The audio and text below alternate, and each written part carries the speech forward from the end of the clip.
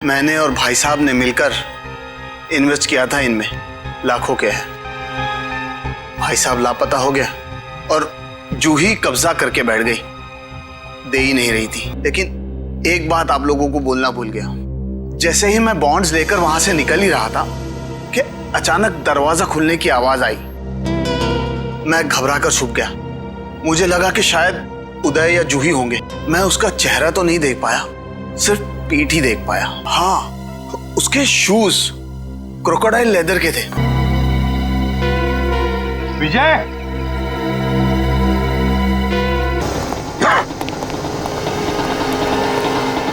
Paper जल रहा है, जल्दी से बुझाओ इन्हें।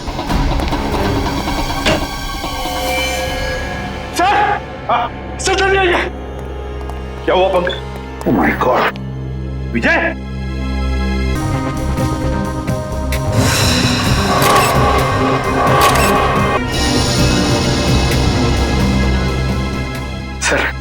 सर ये कैसे हो सकता है सर?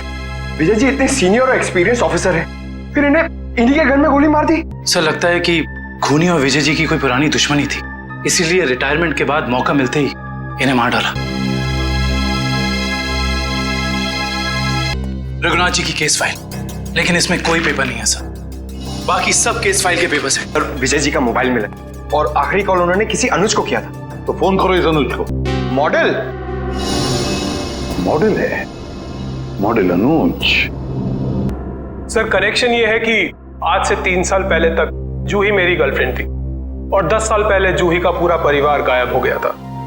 और इंस्पेक्टर विजय को यह लगता था कि शायद मैं उनके गायब होने के बारे में उन्हें कुछ इंफॉर्मेशन दे सकता हूँ।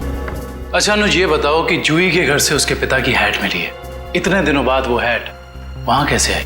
सर मैं आपसे सच कह रहा हूँ, ना तो मैं किसी हैट के बारे में जानता हूँ और ना ही किसी गायब हुए परिवार के बारे में।